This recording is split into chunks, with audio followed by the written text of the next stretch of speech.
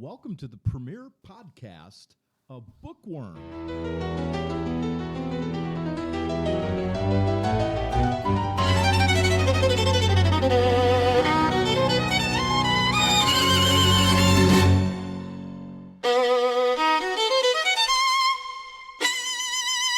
Shannon, why don't you start us out and tell us what we're going to be talking about today?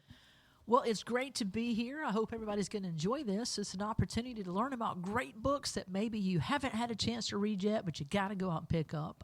We're going to start off this series with a new book out by the #1 New York Times bestseller, Peter Schweizer.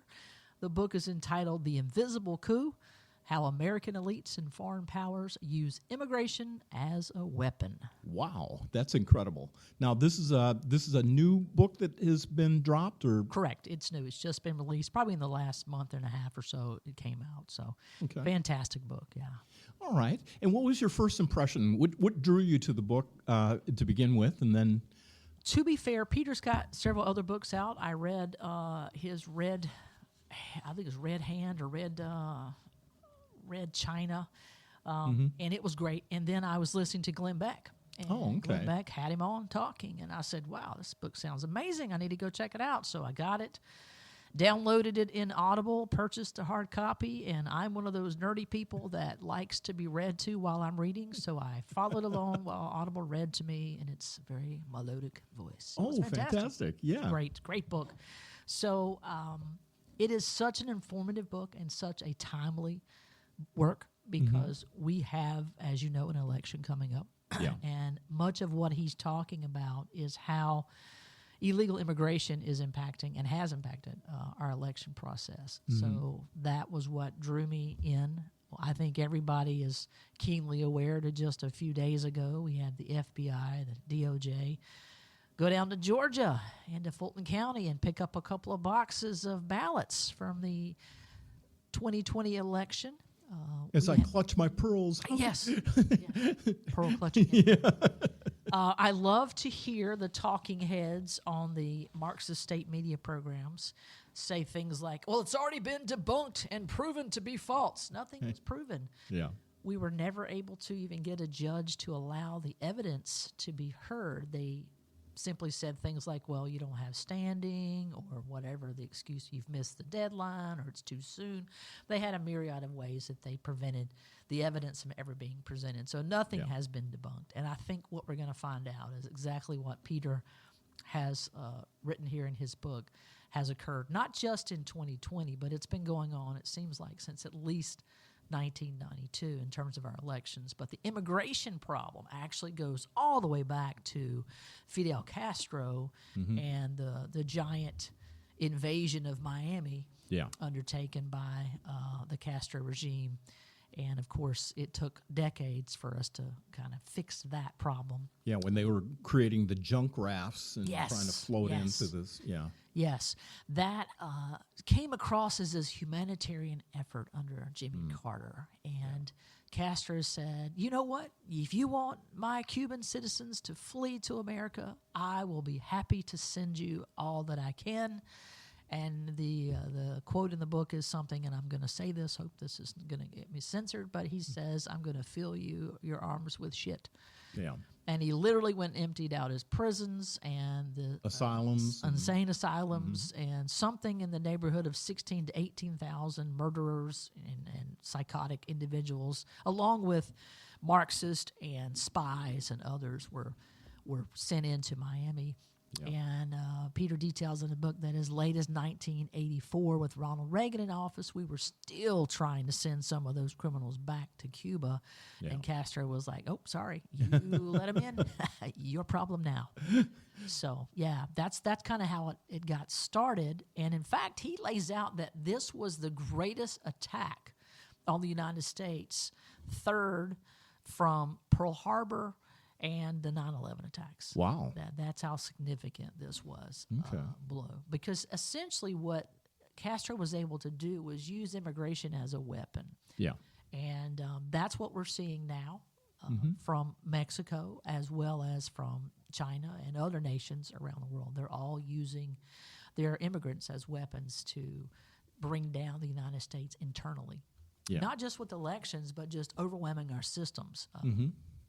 There's another book by a guy who's called Saul Alinsky, Rules for Radicals. Oh, yeah.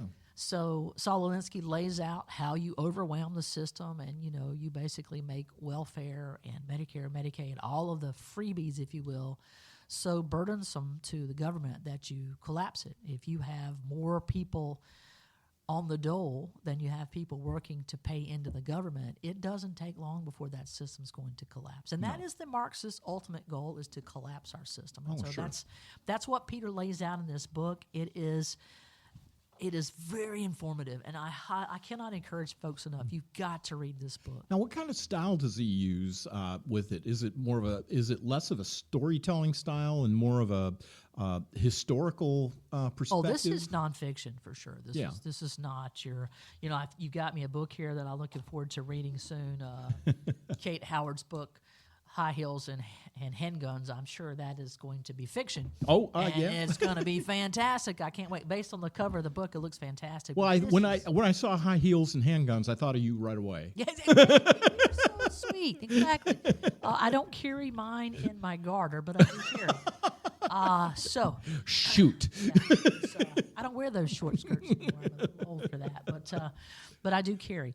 So I look forward to that. But this book it's very factual, evidence-based, lots of citations, but it will be a gripping read. It is not something that's dry and like you're reading, I'll give you an example. If you've ever read the 9/11 Commission's report. Oh, yeah. You have to have lots of coffee to stay awake while you're reading through it. It is, and I think that it's purposely written that way. Oh, yeah, repetitive. Yes. And, Lots of statistics and nonsense speak. I think it's almost like if you've ever read any bill put forward by whether it's the state legislature or the U.S. legislature, they pack it with so much legalese that the common person gets bored within the first paragraph and says, I don't know what this says, so I'm not bothering to read any more of it. That's purposeful. Oh, yeah. They don't want you to understand what they're actually doing. Well, not to get too far astray, but they're a little terrified of AI because now you can scan those into AI, and AI will put them into English. Yes. AI will say, hey, let me put this into 8th grade English so that you can understand the essence of what they're getting at. Yeah. And you're right, that absolutely terrifies lawyer legislatures. I mean, we just liar legislatures, whatever you want to call them. Same. But yeah, so the book is not a long read. It's only 10 chapters, and the last chapter, really, I love it because it's fighting back. It is what we do to fix it. So the first chapter is kind of proof of concept. Okay. And that's where we talked about the Cuban situation where Castro used it for the first time, and that was a very effective methodology for attacking us. And then he goes into Mexico's Reconquista, which is the idea that they're going to take back what they lost either in the Guadalupe Hidalgo Treaty or whether they sold it to us in the Gadsden Purchase. However, it came to be a part of the United States. As far as Mexico is concerned, they're taking that back. And they even say, we're taking it back, sorry. They should add sorry, not sorry. And it's... To make it the paradise that they've created in Mexico already. Exactly. Do you know that they currently have a Mexican state senator living in Arizona, and she represents what they refer to as the 33rd state of Mexico, which is all of Mexican citizens living within the United States. So I said, I will humbly submit that I will be happy to be the state or be the U.S. Senator to represent all Americans living in Tuscany, Italy. I will fall on that sword, and I go there frequently, so I'm very familiar with that area. So happy to do that, President Trump, if you're listening. 51st state. So brave of you. I know. Hey, it's what you do. That's when you right. love your country. Sacrifice. I'll be happy to do that. In fact, I'll even take on the role of the representative for all of Europe, Americans in Europe. Now, I'm not going to travel to certain parts of Europe. I'm not going to go to the UK because I don't want to go to jail. Free speech is not a thing there anymore. True.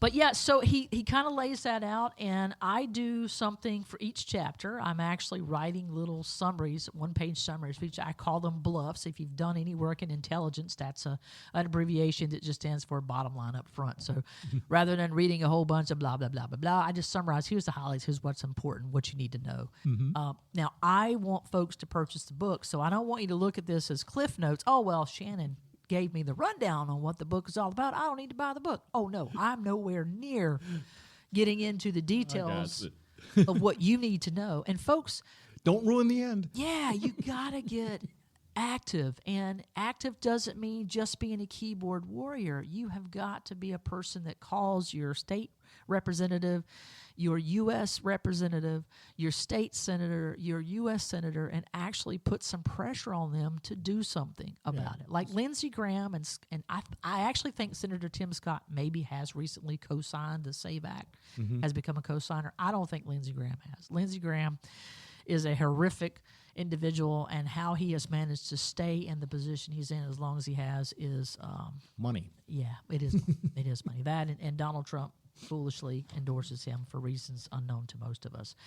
So once we get past proof of concept and we go to Mexicans' desire to reconquest, to take back everything, and they tell the folks, when you leave Mexico and you go and live in the United States, don't worry about speaking English.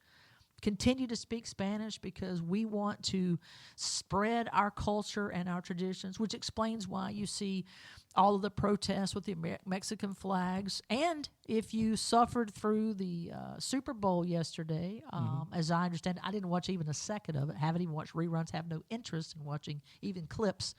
But I do understand that the halftime, presented by a guy known as Bad Bunny, who dressed up as a woman for I don't know what reason, the entire show, as I understand it, was in Spanish. So even if we estimate somewhere between 30 and 33 million Spanish-speaking people in the United States, both citizens and illegals, there's over 230-some-odd million Americans. So that means at least 200 million Americans don't speak Spanish. And so that is not our most familiar tongue, if you will. And so for the NFL to have decided we're going to put this on and let this guy sing it all in a language not our own was pretty much a slap, maybe even a spit in our face. Well, I mean, it's being the free market guy that I am. I cannot understand why entertainment companies and, again, somebody that's sports is entertainment too, why they would make the decision, well, especially Goodell, where over the last 5 years they've had declining viewership for the Super Bowl, and they decide to do something that's controversial. It just doesn't make sense. And I'm sure the NFL owners are not happy and pleased at all. So I think Roger Goodell is probably putting his own toe tag on himself. So yeah, I know that. Now again, I didn't watch any of it. To be fair, I also did not watch the Turning Point counter halftime show, so I can't speak to what happened there. But I did, again, based off of responses on X, it seemed like a significant number of people switched over to watch that, or just watched that and didn't watch anything else. Yeah. And of course, Animal Planet always has the Puppy Bowl. Right. and allegedly, again, can't testify to this being true or false, allegedly NFL folks were very upset because they lost a significant viewership during that halftime show, which is critical. That's when you have all the big commercials and so on and so forth. $8 million to have those commercials. And they're not, I don't think they're going to be able to garner that kind of, and which is going to make the NFL owners ticked off. Right. Yeah. But it makes Mexico and other South and Central American countries very happy because they see this as victory. Look, we had a halftime show in a sport we don't even play because that's not real football. We think it's soccer. So be it. So they're happy, and the rest of us are like, I don't know what that was, and I'm glad I didn't watch. And then he transitions into what he refers to as voter mills in Chapter 4, and essentially this is where the plan really starts to form beyond just having migrants be weapons or bullets, if you will. This is where Bill Clinton in 1992, when he ran against George H.W. Bush, does anybody remember who the little guy from Texas was? Oh, gosh. he had the software company. I'm saying right now, it's down on the piss end. That's what it is, a basement. And I've never had any experience running up $10 trillion of debt. Yeah, he was a great guy. And anyway, so that was the close election that did ultimately put Bill Clinton into office, old Slick Willie. And so what he realized is that this was way too close. I didn't like it. So he started talking to some folks, and there was a particular Catholic priest father who came and said, hey, I think I can help you to get voters in to support the Democratic base. And so that was when the plan was hatched, and Peter does a great job of laying out exactly how that came to be, where you would get in 1 million new voters to vote for Clinton in the 96 election, and that came to pass. And then they did a couple of things, which included things like they started restricting how much background information you really needed on an immigrant, to the point that one gentleman was given his citizenship while he was, in fact, in prison, because that's the kind of citizens we want here in the United States. Yeah, hoorah. Yeah, and the language that you have to actually be able to speak and read English at a particular level, that was eradicated. We don't need that. Nobody needs to be able to speak or read English, which is why you have all these truck drivers now with CDLs who don't speak or read English, because it's not a requirement anymore. Yeah. And that's not just for folks who are Spanish speakers, mind you. That is anybody, whether you're Chinese, Ukrainian, Uzbekistan, whatever country you come from. Here's a car. India, here, have a truck. Drive this massive several-ton vehicle, and all the best to you. And those on the road that are having to deal with your poor driving and reading abilities. So he lays out how they then started generating, okay, we get these folks in, we get them through the citizenship process very quickly, we get them IDs, and we get them registered to vote. And it worked. So, of course, he was reelected in 96. The greatest years for success in this voter mill generation always seem to happen on years of elections, like 2012 and in 2008 and 2012. Now, the one year that we had some askew was 2016. Okay. And that's because we had a guy by the name of Donald J. Trump came out of nowhere, and nobody really was taking him serious in the beginning. I don't know if folks remember that. The media loved him in the primary. They loved this guy because they thought, this guy's a clown. We're going to be able to beat him easily. So, let's get him to win. Well, he was even financed by the Clinton campaign. Right. They wanted him. They said, the problem is, they were, what's the expression? They believed their own press. Yes. Yeah. And that was a problem. Yep. I have a number. Now, I haven't done the statistical research to prove that this is accurate, but I feel like it's a fair assessment to say. If you look back at what Barack Obama received, I think it was right around 68 million votes is what he got. I think the basic number for Democrats is about 55 to 60 million Democrats. They're going to show up every election, and they're going to vote as long as the candidate has any position that they can align themselves with. Vote blue no matter who. Exactly. Vote blue for no matter who. They're going to do it. And so when you look at the 68 million that he got, I think he legitimately had the 55 million, as I said, no matter what they're going to vote, or 60 million no matter what they're going to vote. And then I think that other 8 million probably came from, I know it did. I don't think it did. I know it did. Based on what Peter's sharing here and the numbers bear it out, that is how he regained his office in the second term. I wholeheartedly submit to you, I believe he won. Up and up. I think he won in 2008. I think he was this young, well-spoken, good-looking guy, and everybody said, "Oh, we need this young guy." And so, Oprah effect. Yeah, well, that, and you have, John McCain, bless his heart, older guy, salty dog. Yeah. Not exactly willing to fight in the trenches anymore, because he literally fought in the trenches in Vietnam. So he wasn't willing to take the gloves off in the same way, and so he lost. Yeah. But 2012 was a different story, and I say that because that's when the Tea Party came out, 2008. The Tea Party gets active, and they start talking. And you start talking to people around the country, and we were military, so we were abroad, and I spoke with a lot of people in a lot of different locations. And there were probably, I would say, in my sphere of friends and family, I would say about 60 people that I know voted for Barack Obama in 2008 who told me pointedly they were very disappointed, and they would not be voting for him in 2012. Now, if you do any kind of statistical analysis, which, being in education and with all my degrees and so on and so forth, the only thing they really helped me with was statistics. Yeah. And so, truthfully, folks don't realize this. You only need about 100 people to have a statistically relevant poll. 600 is all you need to be able to really gauge who's going to win a gubernatorial race in the state. 1,000 is all you need for them to tell you the odds are in favor of this candidate or that candidate to win the presidency. Now, folks be like, what? Yeah, that's true. But you know why that is? Because only about 12% of Americans bother to vote in primaries. True. Yeah. So that's a very, very small, infinitesimally small number. So of that, if you can get 1,000 people that are likely or definitely going to vote, you have a pretty good handle on who's going to vote. So going back to my point, you didn't have to have that many people to overcome Mitt Romney.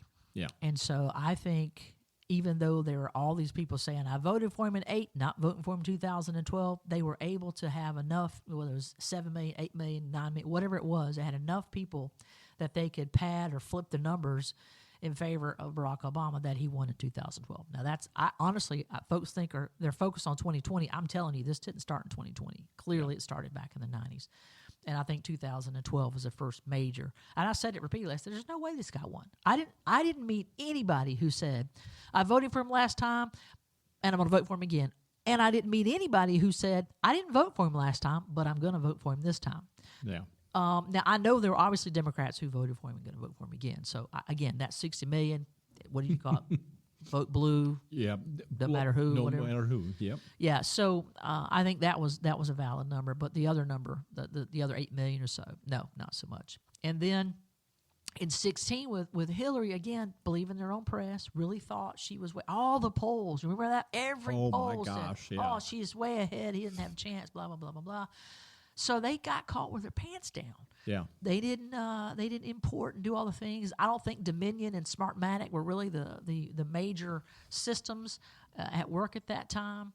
And I think the gentleman that ran Dominion, if I'm not mistaken, famously said, I made sure that effort didn't win in 2020. Didn't want to use the word, but you know the word used. And referencing Trump. So I believe we're going to find out in the next days and weeks that it's not debunked. Right. It's irrefutable that there was a lot of hanky-panky in elections, not just in Georgia, but in Arizona and Pennsylvania. Every state had Illinois. Yeah, every state has some definite problems. And I remember the night of the election, 2020, watching the TV, watching the numbers. Trump is ahead, Trump is ahead, Trump is ahead. And I don't remember the specific number, but let's just say he had 1 million votes. And Joe Biden had 750,000 votes. And I remember watching it flip. And suddenly Trump has 750,000 votes and Biden has 1 million votes. And it happened live on TV. And I said, oh, that's not right. Yeah. That's a problem. And then very shortly after that, all the counting has ceased. And they stopped counting. Yeah. And I said, you know what? Something is up. And then obviously we saw that the next day the spike went up where every single vote from that moment on went to Joe Biden, which is statistically impossible. So I don't care how many talking heads tell you that was legitimate. Well, the numbers don't add up because they're too large. Right. Yeah. Right. Yeah. In some states you had 200% turnout. Come on. Yeah. Come on. Again, 12% show up for primaries. And Joe didn't get out of his basement, yet he outperformed Barack Obama. That's where I said, okay, this is how we know this is crap. Barack Obama was extraordinarily popular. You can't take that away from him. Oh, I wouldn't dare not. take that away from him. Man was very popular. There's no way Joe Biden got 82 million people to vote for him. No. Not during COVID. No. Too many videos of people with multiple ballots in their hands, stuffing them into the ballot boxes. Indications of one lady going in one county with hands full of ballots, stuffing them, and then you see her, same lady, in a different county doing the same thing. Dinesh D'Souza's 12,000 Mules or whatever. Yeah, that was an incredible film. It was. And it really exposed a lot. It did. And to me, now I'll be honest with you, I saw also Mike Lindell did the book Absolute Proof, or not the book, he did the film Absolute Proof. Oh, yes, yeah. It was a lot of, here's the computers flipping and so on and so forth, but it didn't really lead with the smoking gun at the end of it. I was like, yeah, he's probably onto something, but love him. He's a great guy in terms of selling his pillows. He's a good short clip guy. You can listen to him for about 30 seconds, 45 seconds. But that was the most painful hour and some odd minutes I ever spent in my life listening to this guy try to tell me how it was stolen. It hurt me. Yeah. I can never get that time back. But the Mules movie, I think it was 2,000 Mules. 2,000 mules from Dinesh D'Souza, it left no doubt. Oh, yeah. Left no doubt. Yeah. Multiple smoking guns, not just one. So then we're going to move on. So we're going to talk about, again, you have your Hispanic wave coming in, the folks coming up through Central South America coming to the United States. But what a lot of Americans maybe aren't realizing is that it was also a Chinese exercise as well. Mm-hmm. But let me jump back real quick.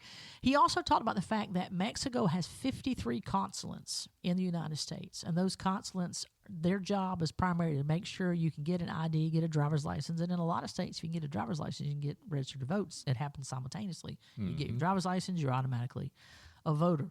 And we just don't seem to have any interest in seeing what's going on in those consulates. And now, I will tell you, there's not one in South Carolina. I did take a look at that, but there are some in the surrounding states. So we need to every single one of them needs to be shut down. But then moving into China. So the chapter 5 is China, the Manchurian generation. And this is where we get into what Peter calls birth tourism. Yeah. And the Chinese are smart. They've got locations set up in California and some other places, but Saipan is their favorite, and some of the other islands that we forget about being a part of the United States. Almost like Puerto Rico. Oh yeah. Oh wait, that is part. That kind of thing. So they'll fly out there, have a baby, get all the documentation to make it a citizen, and then take the child back home to China where they raise the child. Right. So he estimates, we don't even have clear numbers on this because our government has not done a sufficient job of tracking this. So let's just give it a rough estimate of 1 million. Mm-hmm. You know how many votes Hillary beat Trump by in 2016? 80,000. 80,000, yeah. 80,000. Yeah. She beat him by 80,000. So if you got 1 million not new citizens, 1 million citizens who turned 18 and now they're newly registered to vote, and China says, well, we're going to send 500,000 of you to live in places in Texas. Mm-hmm. What does that do to the state of Texas? Yeah, it flips. It flips it blue. Mm-hmm. And then they send another 250,000 to, Florida. Mm-hmm. And it flips Florida blue. If Florida and Texas go blue, the Republican Party is through. We're done. And then you get another 250,000 they can sprinkle into other states like South Carolina and flip those states blue as well. So we are looking at an unprecedented national security threat because these individuals are trained operatives. That's what they are. They're kids who are born on American soil and through a misinterpretation of what I believe is a misinterpretation of the 14th Amendment. They've been given status as a citizen, and then they turn 18. They're dual citizens, which I think, and Peter agrees, should be eliminated. You either pick one. You can either be a U.S. citizen and then you drop all loyalty to your former nation, right, or you have to be, Chinese and can't be American. And I would even advocate this, that if you were born in the U.S. and you became a citizen by virtue of your birth, and then before you even turned 1 month old, you flew back to whatever native country your parents are from, and you were born, you were raised there for the remainder of your life until you turned 18 or 21, you have essentially relinquished your citizenship. Yeah. You don't get to come back and claim citizenship. Sorry, you haven't lived here, you haven't established a residence at all, didn't go to school here. So, you are just like anybody else. You need to be naturalized, and you can go through the same process. So, again, that is a huge threat, as I see it, to our security, because you can't allow that many people to be able to come in and literally flip the script. And our votes would never, again, be significant enough to overwhelm the Democratic blue wave. And that's intentional. They know that. Yeah. Secondly, these guys are all Marxist. Oh, yes, absolutely. So you have, obviously, Castro, he's communist. So does anybody remember when the wall came down, the Berlin Wall came down in the I think it was 91 when it came down? Yeah. So in 92, Peter lays this out in his book. Castro said, now what do we do? Because we've kind of relied on the Soviet Union as our backup for our position as Marxists. Well, very quickly, here comes China. Yeah. We'll help you out. We'll be glad to do it. And that's when you see this influx of the Chinese coming into Central and South America and starting to set up base camps, if you will. And there's a guy by the name of Michael Vaughn. He was on the Sean Ryan Show, another great podcast. If you're looking for podcasts to listen to, Sean Ryan, you gotta listen to this guy. But Michael Vaughn, he is a guy who's a former Special Forces. I believe he was Green Beret. And he's married to a Japanese lady. Very super, super smart, almost to the point that, he's like Sheldon smart. Yeah. And I think physics was originally his background. So this guy, anyway. So he's down at the border the day that Joe Biden is sworn in because he said, I want to see what happens. Yeah. And then he goes into the Darien Gap. And if you're not familiar with what the Darien Gap is, that is considered one of the most dangerous locations in the world, located between outside of Colombia. And so he said people by the thousands were coming through the Darien Gap, making their way to the United States. And depending on what your class or status was, depending on how you made that journey. Yeah. Like if you were Chinese, they had embassies and consulates set up. And he said they had burn bins. So people would show up, throw their passports in the burn bins, and set them on fire because Joe Biden's and Mayorkas' policy at the border was if you declare yourself undocumented, you don't have any documents to support who you are or where you're from, we just take you at your word that you're a refugee and we let you into our country. So they just burn their documents. These are military members, not just military-aged men from China. These are actual PLA, People's Liberation Army, coming into the United States by the tens of thousands. Yeah. So, and we already know they purchased property, near military bases and other important infrastructure sites, farms, et cetera, et cetera. They've purchased marijuana growing plants where they have now manipulated the marijuana, even in states like Colorado where it's legal. They own a lot of these places, and they're putting chemicals and poisons on these, pesticides, if you will, on these plants, and it's causing psychosis. Now, you and I are probably in the same age range. We're both in our 50s, and I know that marijuana has been around for a very long time. And throughout my young life, I don't remember anybody or ever hearing of anybody overdosing on marijuana or going into some kind of psychotic state. No. I mean, God, if anybody was going to demonstrate that marijuana did not have that ability, it would be Willie Nelson. Yeah, that's true. So, come on. Snoop Dogg. Snoop Dogg, exactly. So, I think it's pretty clear that they've been playing with that. And then, of course, you have fentanyl. That's been trafficked across the border into the United States, and that's largely by the Chinese. Now, President Trump, in his first term, did negotiate with China to stop sending fentanyl in its form to the United States or to Venezuela or to Mexico or wherever. And so China said, okay, sure, we won't do it. We won't send fentanyl. So what they did is they sent the components to it, to make fentanyl. Yep. And they gave the Mexican cartels the free pill press systems to be able to make, and they sent their own scientists. They sent Chinese scientists into the laboratories in the cartels, and they put the components together and created fentanyl, and then they let them turn them into pills, and they put them into mules or whatever means of carry they could, and they brought them across the border and disseminated them into the United States. And I think the number last I heard was like 100,000 Americans are dying annually from fentanyl poisoning. Yeah. One of those individuals was my cousin. Sorry to hear that. He died from fentanyl poisoning. And a good friend of mine that I went to high school, her son took half a pill, never had taken it before, and his friend said, oh, yeah, you'll like this stuff. It's good. Here, take half a taste. It's kind of strong. Gave him half a pill, killed him. The problem is that some of this fentanyl is not mixed properly, and so it's sort of like if somebody said, all right, here's a bag of 100 Skittles. I've heard this given many times, so this is not my original thought. Here's a bag of 100 Skittles. I'm going to pour them in the bowl, and then I'm going to put in just 3 poisoned Skittles. Mix them in. Have some Skittles. Are you going to eat those Skittles? No. It's not good odds. No. And so that's pretty much what you're doing when you're taking or ingesting this fentanyl is you're playing the lottery that you're not going to get one of the 3 poison pills. But I think, as my aunt told me, I don't think it's 3. I think it's like 7. So it's like 7 out of 10 or something like that are poison. And it's not that it's not going to kill you if you take it. It will get you eventually. Yeah.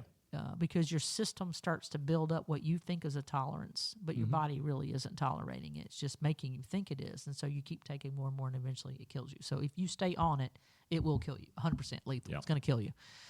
It just may not happen the first 10, 15, 20, 30 times you take it.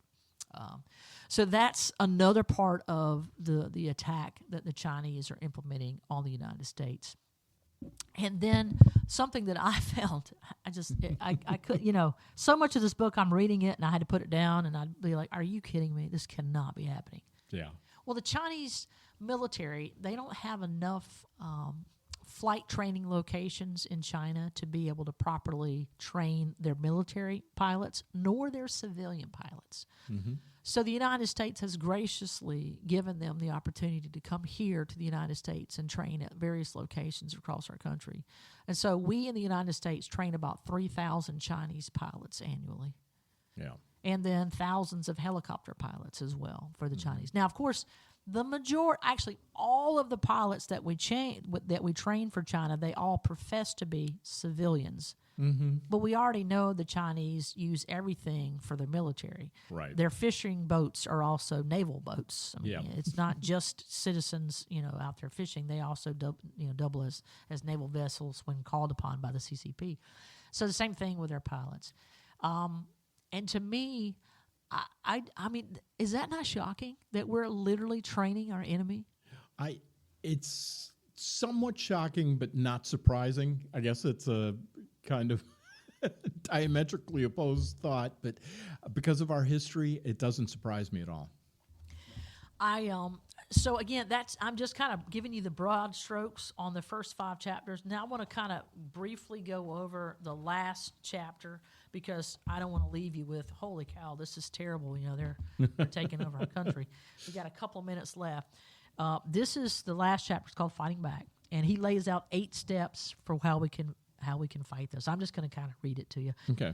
He says, first, we should ban the practice of dual citizenship in the United States. That's a no-brainer. Again, you can't be both an American and a Somali. Yeah. Got to go. Pick one. Second, we need to subject immigrants and refugees who are seeking admission into the United States to rigorous vetting and ideological scrutiny. Look, if you believe in Sharia law, you're not going to work out here in America. Thanks, no thanks. I didn't even get into the religious visas where we bring in imams from countries where they're radical. They come and they work in these mosques. That's another chapter that'll blow your mind. Third, we should ban political contributions from non-citizens. Again, I already thought that happened. I didn't think you could give money if you weren't a citizen to a political candidate. Well, turns out you can. Fourth, we must ban birth tourism and surrogacy as a means of citizenship. And Trump's trying to do that now. I believe the proper reading of the 14th Amendment already forbids it. We just need to get the Supreme Court to make that a thing. Yeah. Fifth, expel foreign diplomats and close the consulates of foreign nations that are engaged in political activities inside the United States. So every single consulate from China closed. Every Mexican consulate closed. If we have anything from Russia, North Korea, Iran, closed. Yeah. Those guys are not our friends. Mm-mm. 6, we should enforce laws that restrict the participation of foreign nationals and foreign political organizations in American politics. Again, why is that not already happening? Why do we have foreign entities engaged in our political processes? And 7th, we need to review student visas much more vigorously. And I think to some degree, Marco Rubio is doing that. He's probably one of the best. I'm trying to think of anybody prior to him, Secretary of State, who's been better. I mean, he's good. So I'm very pleased with what he's doing. And then lastly, Peter says we need a greater congressional oversight of the United States citizenship process. And I agree with that. I think I used to always joke because as a retired history teacher, I would give my students the citizenship test. Mm-hmm. And what I found out is that's not the test we give anymore. Some of those questions are. Yeah. We now take a pool of 100 questions and we only ask them 10. 10%. And then if they don't get those right, we just ask them again until they get 4 or 5 right and they pass. Yeah, that sounds about right. So that's kind of a quick synopsis of what's going on in the book, The Invisible Coup by Peter Schweizer. Again, folks, pick this book up. It is fantastic. It'll blow your mind a little bit, maybe raise your blood pressure. I know it's raised mine, yeah. But it's absolutely critical that people be made aware of exactly what's happening so that we can get out there and put a stop to it. I believe this is going to be released this coming Friday, which will be the 13th, which is an ominous day anyway to many people. But the next day is the day of love. Love. There you go. Happy Valentine's Day to everybody, and make your Valentine's Day. Go out and purchase some of this book. That's it. Well, that was The Invisible Coup, and that is the first one of many that is going to come on Bookworm from Shannon. We thank her for bringing this to our attention. Tune in each week when we have a new book that will be sponsored by us. Check out all the information on libertycrackmedia.com, and also check out getting our monthly newsletter. And this, we've got a little promotion that's going on at this time. We're going hand in hand with Americans for Prosperity. Those who sign up for the Liberty Crack Media monthly newsletter get a free piece of merch from AFP. Check us out. And again, join us next week.